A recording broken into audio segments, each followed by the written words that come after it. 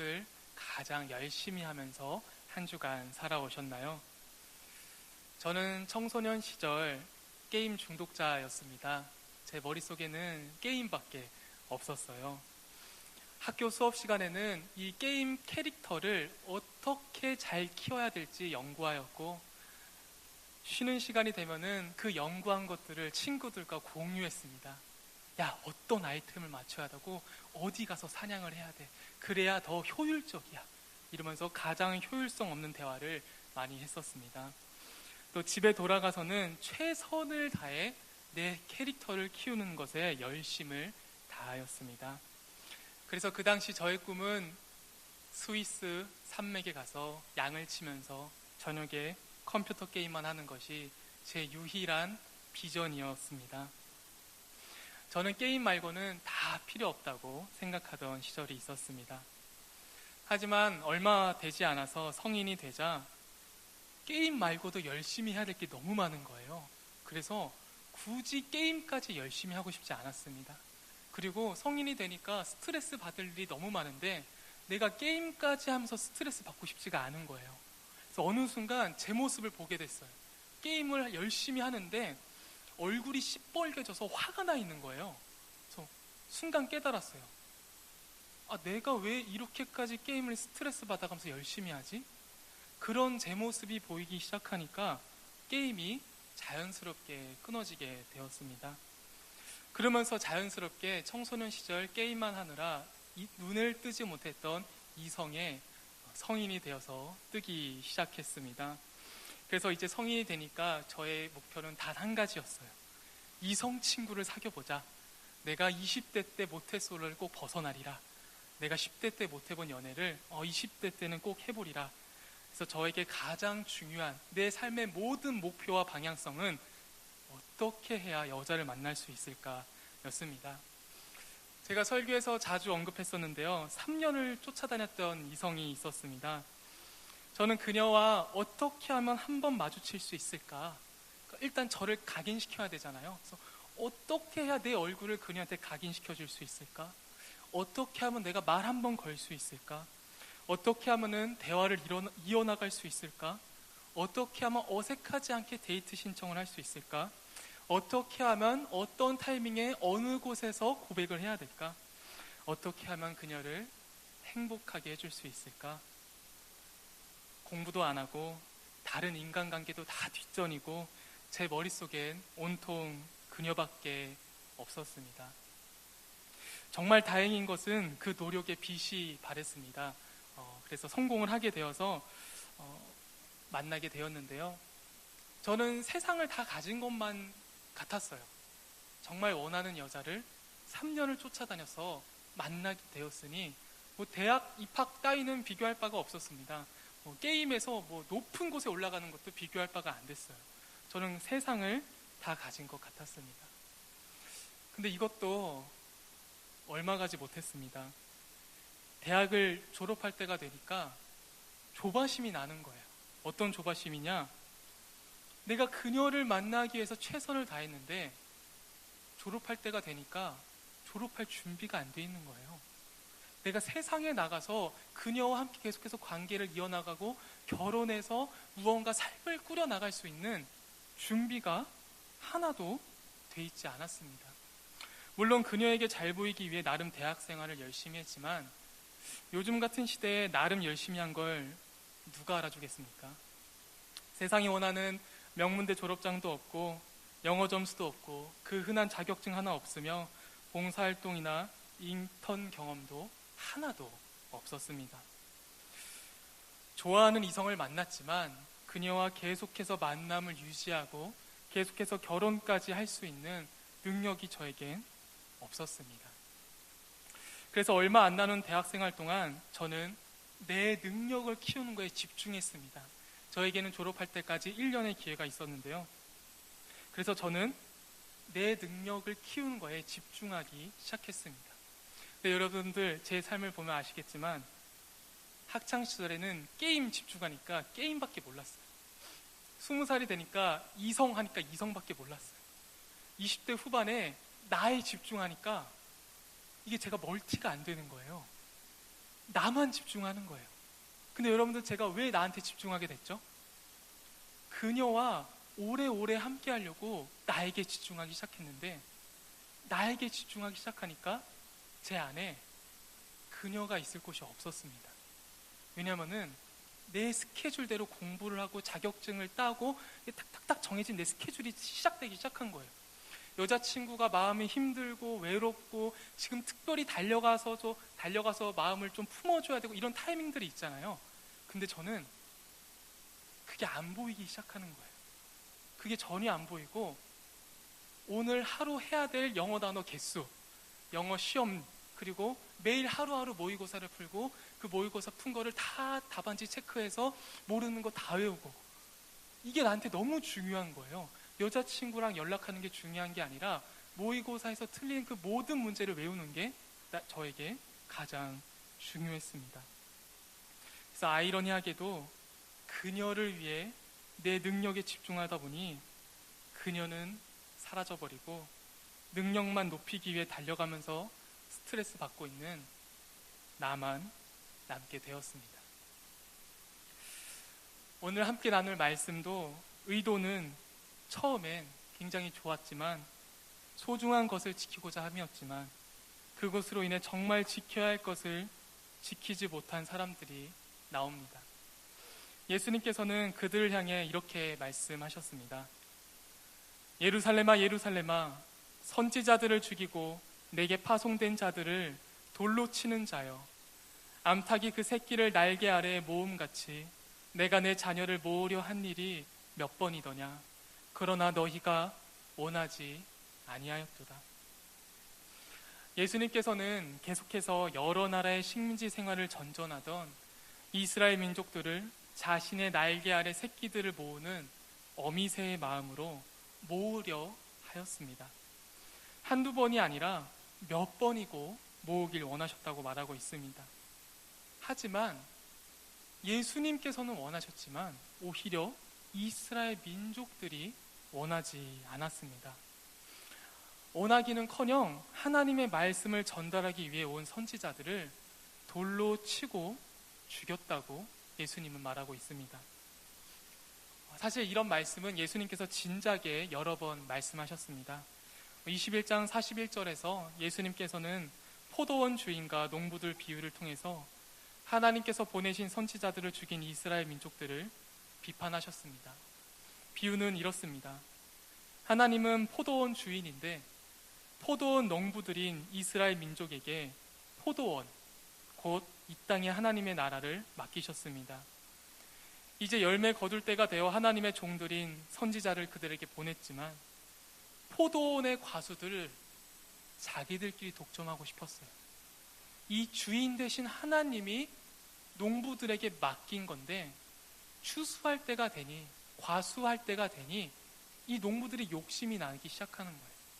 열심히 내가 과수하였는데 이거를 내가 주인한테 돌려주고 싶지 않고 내가 다 먹고 싶은 거예요. 그래서 포도원 주인, 곧 하나님께서 보내주신 종들, 곧 선지자들이 오면은 돌로 치거나 죽이면서 쫓아냈습니다. 하다못해 그 포도원 주인의 아들, 곧 하나님의 아들을 보냈을 때도 그들은 그 아들을 죽이게 됩니다. 예수님께서는 그들이 결국 그렇게까지 지키고 싶어 했던 하나님 나라를 오히려 빼앗기게 될 것이라고 경고하셨습니다. 그리고 이어서 이런 말씀도 하셨습니다. 혼인잔치를 베푼 어떤 임금 비유를 통해서도 이스라엘 민족이 예수님의 모심을 원하지 않는다고 비판하였습니다.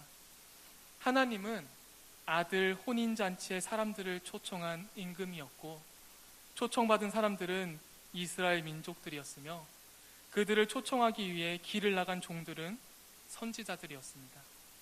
선지자들이 혼인잔치에 이스라엘 민족을 초청했지만 그들은 자기 일이 바빠 가버리거나 종들을 잡아, 선지자들을 잡아 모욕하고 죽였습니다. 하나님께서는 그들을 진멸하고 동네를 다 불태워 버릴 거라고 경고하셨습니다. 근데 여러분들, 그들은 왜 원하지 않았을까요? 여러분 생각해 보세요. 이 이스라엘 민족들은 누구보다 하나님 품에 안기고 싶어 했어요.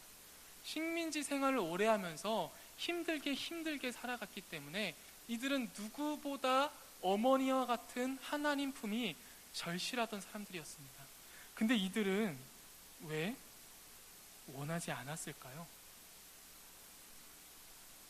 원하지 않은 정도가 아니라 사람을 죽일 정도로 싫어했습니다. 무슨 이유로 이 사람들이 이렇게 싫어했는지는 오늘 함께 읽을 말씀 38절을 통해서 우리가 조금 알 수 있는데요. 예수님께서는 그들을 향해 너희 집이 황폐하여 버려진 바 되리라 라는 말씀에서 이들이 뭐에 집착했는지 조금 알 수가 있습니다. 이 이스라엘 민족들은 하나님의 품에 안기는 것보다 집을 지키는 거에 집착하기 시작한 거예요. 근데 여러분들, 이 집이 뭐냐면은 우리가 살아가는 그 집이 아니라 하나님의 말씀이 선포되어지는 성전이나 혹은 예루살렘 성이 그들에게 집이었어요. 그러니까 여러분들, 이 사람들이 하나님을 예배하고 찬양하고 기도하는 성전을 지키려고 하나님의 말씀을 멀리하고 하나님의 말씀을 전하는 사람을 돌로 쳐 죽이기까지 하는 비이성적인 행동을 하고 있는 것입니다. 뭔가 이상하지 않아요? 하나님의 말씀을 소중히 여기기 때문에 하나님의 집인 이 성전을 집착하면서까지 지켰는데, 오히려 진짜 하나님의 말씀을 전하는 사람들이 오자 그들을 돌로 치고 죽이기까지 하면서 자기 집, 이스라엘 성전을 지키기 위해 집착을 하고 있습니다. 굉장히 아이러니한 거죠. 마치 제가 여자친구와 함께 오래오래 살기 위해 능력을 키우다가 이 능력을 키우는 것에 집착해서 여자친구의 힘듦을 보지 못했던 것처럼, 이 이스라엘 민족들이 지금 하나님을 예배하기 위해 하나님의 집인 성전에 집착하다가 하나님의 말씀을 못 보고 있는 거예요. 하나님의 말씀을 전하려 온 사람들을 못 보고 있는 것입니다. 사실 그들은 이럴 수밖에 없었던 역사적인 배경이 있습니다. 제가 설교 시간에 여러 번 언급했는데요. 이 이스라엘 민족들은 식민지 생활을 굉장히 오래 해요. 우리나라처럼 안타까운 일로 남북이 찢어지고 북쪽이 먼저 포로가 되고 남쪽도 나라가 망하고 계속해서 아시리아, 바벨론, 페르시아, 알렉산더 대왕, 헬레니즘, 그리고 로마 시대 계속해서 이스라엘 민족들은 식민지 생활을 하면서 정체성을 지켜나갈 수가 없었습니다. 그래서 이들이 유일하게 정체성을 지킬 수 있었던 것은 하나님의 말씀을 지키는 거였어요.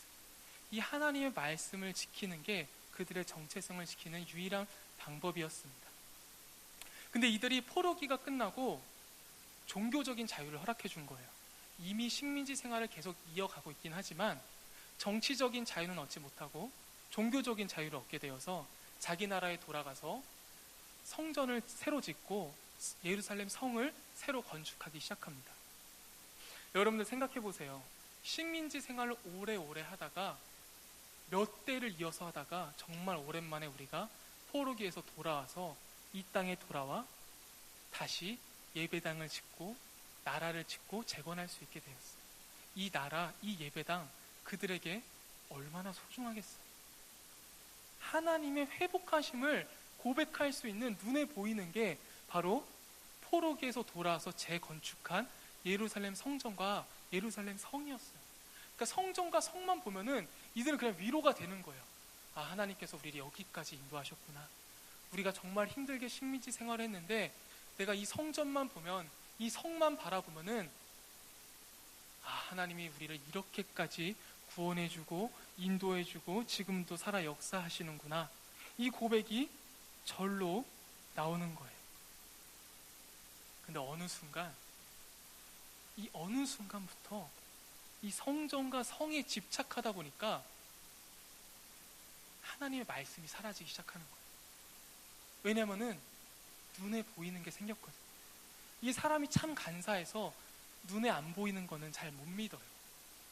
눈에 보이는 걸 믿기를 원하거든요. 그러니까 이 눈에 보이지 않는 하나님의 말씀과 하나님의 기적들을 점점 잊혀가고 눈에 보이는 하나님의 성전과 하나님의 성에 집중하기 시작하는 거예요. 여러분들도 연애를 해보셔서 다 아시겠지만 표현해야 되잖아요, 사랑이. 이게 사랑이 표현을 안 하면은 이게 내가 이렇게 약속 시간에 늦지 않고 데이트 나가고 좋은 거 주는 거는 내가 사랑한다고 말하는 건데 꼭 편지를 주고 꼭 선물을 줘야 되죠. 눈에 보이는 거 중요하기 때문에. 이 예루살렘, 이스라엘 민족들도 굉장히 비슷했어요.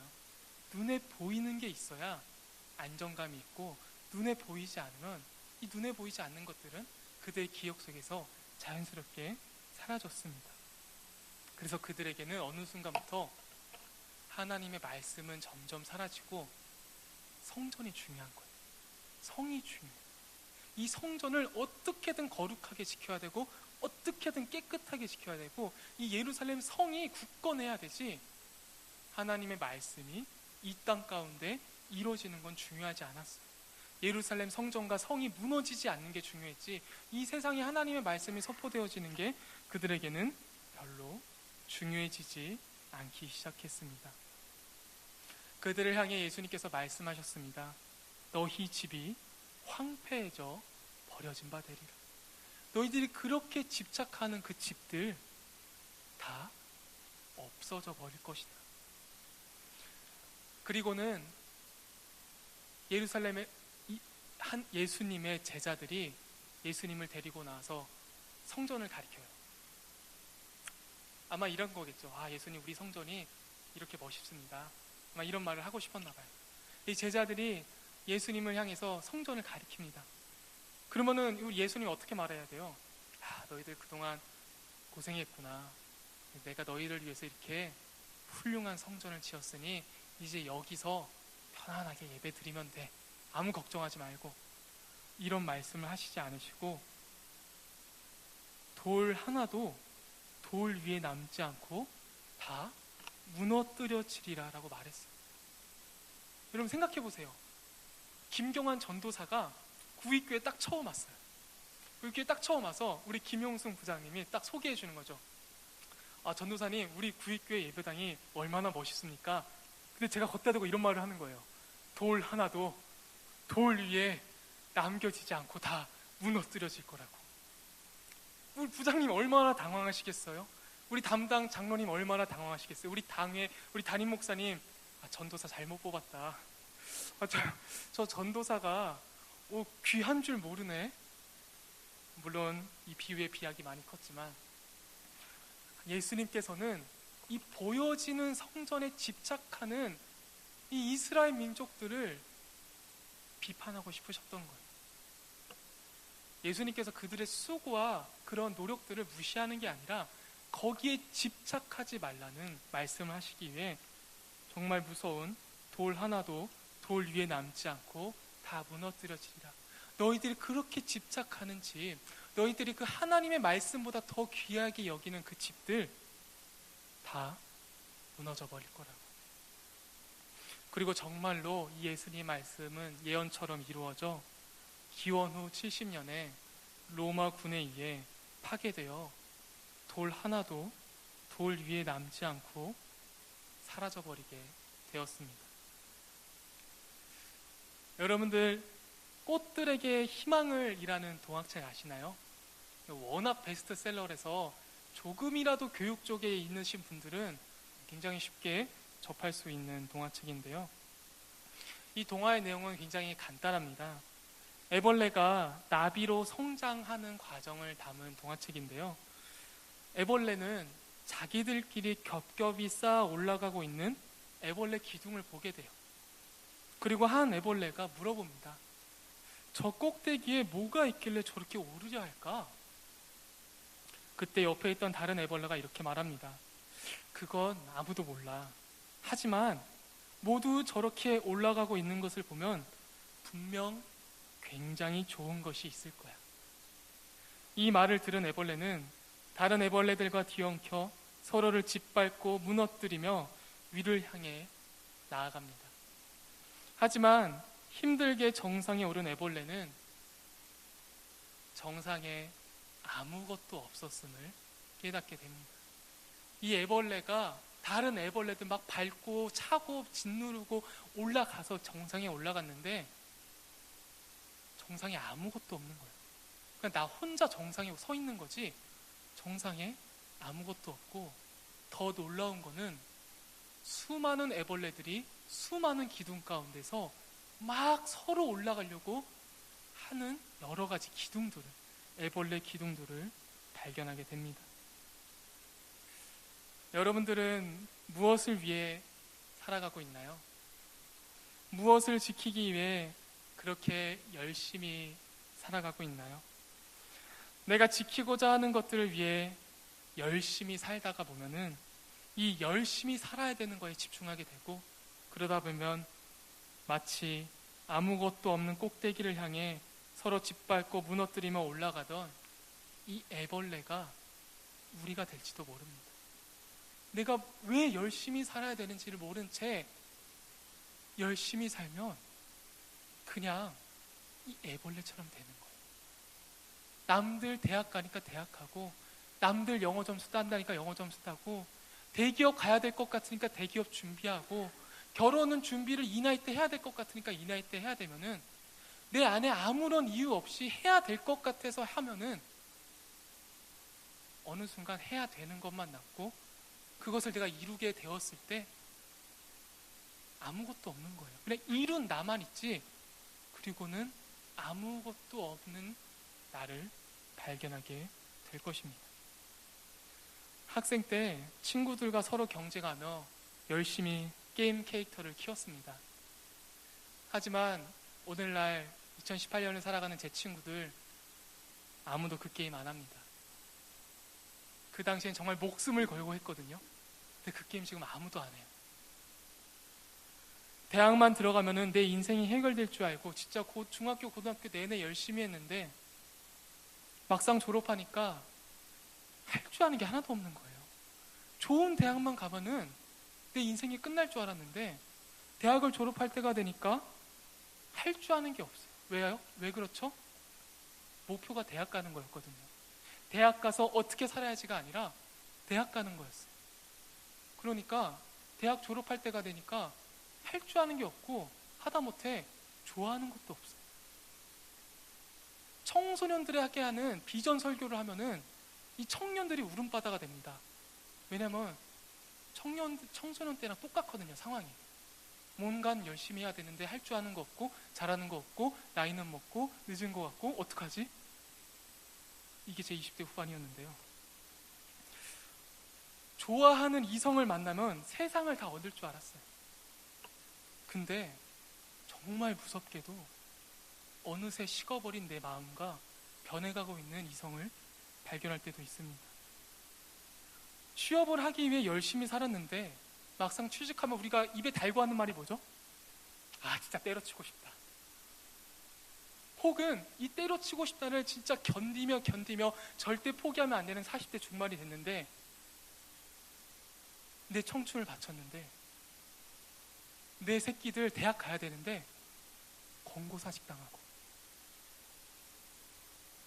퇴직금은 1, 2억 받는데 자영업하면 다 망한다고 하고, 근데 나는 권고사직 당했고, 내 애는 대학도 못 갔고, 자녀만 보면서 열심히 살아갔는데 이 자녀 사춘기가 되면서 나와 함께 있는 걸 별로 좋아하지 않아요. 우리가 그냥 만약에 열심히 살면서 남들이 하는 거 다 쫓아가고 이유가 없이 정상을 향해 달려간다면은 어느 순간 정상에 올라가 아무것도 없는 나를 발견하게 될지도 모릅니다. 우리의 노력들, 그리고 그 노력들로 세운 집들은 언제든지 돌 하나도 돌 위에 남지 않고 허무하게 무너져 버릴 수 있습니다. 그럼 우리는 무엇을 위해 살아가야 될까요? 사실 정답은 이미 알고 있습니다. 저는 항상 여러분들이 알고 있는 정답을 설교해요. 여러분들 제 설교를 안 들어도 사실 이미 다 알고 있습니다. 오늘 찬양의 가사에도 굉장히 많이 나왔죠. 풀은 마르고 꽃은 시드나 우리 하나님의 말씀은 영원히 서리라. 여러분, 이 말이 굉장히 평안할 때 외쳐진 말이 아니에요. 이스라엘 민족이 정말 힘들 때 외쳐진 말씀입니다. 정말 간절함이 있는 거죠. 내가 다른 것 내가 이스라엘 왕도 의지해봤는데 망했고, 내가 우상도 의지해봤는데 망했고, 내가 아수르라는 강력한 나라도 믿어봤는데 다 망하고 나서 어찌할 바를 모르는 이들에게 이사야 선지자가 말하고 있는 거예요. 풀은 마르고 꽃은 시드나 너희들이 집착하는 것들 다 돌 하나도 돌 위에 남지 않을 정도로 무너뜨려지겠지만 하나님의 말씀은 영원히 설 거라고 말씀하고 있습니다. 그래서 여러분들, 허무하게 무너져버릴 세상의 기준들이 아닌 영원한 하나님의 말씀에 우리의 기준을 둬야 돼요. 기준을. 물론 이 말씀이 2, 3천 년 전에 기록된 거라서 그래 2018년을 살아가는 20대 후반의 청년들 이렇게 살아라고 대답해 주진 않아요. 대신에 어떻게 살고 어떤 기준을 가지고 살아야 되든지 가치관에 대해서 계속 말씀해 주고 있습니다. 열심히 살지 말라는 말이 아닙니다. 열심히 살면서 중간중간에 우리가 쉼표를 찍어보는 거예요. 나 왜 열심히 살지? 나 왜 대학 가고 있지? 나 왜 취직하려고 하지? 나 이 회사에서 왜 열심히 하고 있지? 나 왜 승진해야 되지? 그 이유들을 찾아가는 거예요. 쉼표를 찍어가면서 하나님 말씀의 기준을 대가면서 이 나이 땐 부장이 돼야 돼, 이 나이 땐 과장이 돼야 돼, 이 나이 땐 결혼을 해야 돼, 이 나이 땐 대학을 가야 돼, 이게 아니라 왜 내가 이렇게 살아야 되는지 쉼표를 찍어가면서 하나님의 말씀을 기준 삼아 봐야 됩니다. 누구를 만나고 어디에 취직하고 얼마를 버는 것이, 그렇게 원하는 것을 얻는 것이 여러분들의 삶의 종착지라면 그 달려가는 길도 남들과 경쟁하느라 힘들겠지만 그 종착지에는 아무것도 없을 것입니다. 우리 삶에 쉼표가 필요합니다. 열심히 달려가는 내 인생에 쉼표를 찍고 내가 무엇을 위해 열심히 살고 있는지 영원한 하나님의 말씀의 기준을 두고 점검해 볼 수 있는 여러분들이 되었으면 좋겠습니다. 근데 여러분들, 그 기준은 절대 남이 줄 수가 없어요. 훌륭하신 목회자가 주는 것도 아니고 어디 훌륭한 책에서 주는 것도 아니고 여러분들이 말씀을 읽고 삶에서 최선을 다해 살면서 스스로 찾아가야 돼요. 열심히 살면서 말씀의 기준을 두면서 여러분들이 스스로 찾아가야 돼요. 누군가 집어 넣어주잖아요. 아무리 좋은 말씀을 가지고 집어 넣어주잖아요. 이게 근데 내 안에서 나오는 기준이 아니면은 결국엔 세상 기준 됩니다. 그냥 남들 간증 쫓아서 나도 저렇게 됐으면 결국 세상 기준 됩니다. 여러분들이 멈춰야 되고, 여러분들이 말씀을 읽어야 되고, 여러분들이 기도를 하고, 여러분들이 찬양하면서 그 가운데 하나님 말씀을 얻고 그거에서 기준을 찾으셔야 돼요. 훌륭한 책, 훌륭한 말씀, 세상에 통용되는 지혜들, 그게 아니라 여러분들이 삶에서 치열하게 고민하면서 말씀을 읽으면서 그 말씀대로 더 치열하게 내 삶 가운데 살아갈 때 여러분들 안에 여러분들만의 그 기준이 생길 겁니다. 그 하나님의 말씀의 기준이 생길 거예요. 그 여러분들에게는 진정한 쉼표가 찍어지시는 것이고, 남들이 말하는 기준이 생기는 것이 아니라, 세상이 말하는 기준이 아니라, 누가 넣어주는 기준이 생기는 게 아니라 정말 하나님께서 세워주신 그 기준과 가치관을 가지고 내가 왜 대학을 가야 되고, 내가 왜 취직을 해야 되고, 내가 왜 결혼을 하고, 내가 왜 돈을 벌어야 되고, 내가 왜 승진을 해야 되고, 내가 자녀 교육을 왜 해야 되는지가 여러분들 안 가운데 성경 말씀을 통해서 세워져야 할 것입니다. 여러분들 지금 안 세우잖아요. 결혼해도 못 세워요. 우리 30, 40대 결혼하신 성도님들 얘기를 들어봐도 자녀를 어떻게 키워야 될지 몰라요. 왜 그런 줄 아세요? 내가 어떻게 자라야 될지 몰랐거든요. 이 자녀를 어떻게 키워야 될지 몰라요. 이게 얼마나 슬픈 이야기냐면은 교육학 박사를 따신 교수님들도 내 자녀를 어떻게 키워야 될지 몰라요. 지식이 많고 경험이 많아도 내 안에 기준이 없잖아요. 내가 아무리 많은 삶을 살아도 지식이 있어도 내가 교육학 석박사를 땄는데도 내 자녀를 어떻게 키울지 몰라 합니다. 왜냐하면은 그 기준이 세워야 될 청소년 때 안 세웠거든요. 청년 때 안 세우고 결혼하고 애 낳으면 그럴 여유가 없는 거예요. 내 삶 달려가는 게 너무 벅차고 여유가 없는 거예요. 그러다 보면 내 아이도 무슨 기준 가지고 키워야 될지 모르는 거예요. 그래서 여러분들 지금이라도 기준을 세웠으면 좋겠습니다. 남들이 말하는 훌륭한 말씀도 아니라 내 안에 내가 직접적으로 만난 그 하나님의 말씀과 찬양과 기도 가운데 아무도 넣어주지 않고 스스로 넣은 그 하나님 말씀의 기준을 가지고 여러분들의 삶의 쉼표를 찍고 내가 왜 열심히 살아가야 되는지 다시 한번 생각할 수 있는 여러분들 되셨으면 좋겠습니다. 우리 함께 나 무엇과도 주님을 바꾸지 않으려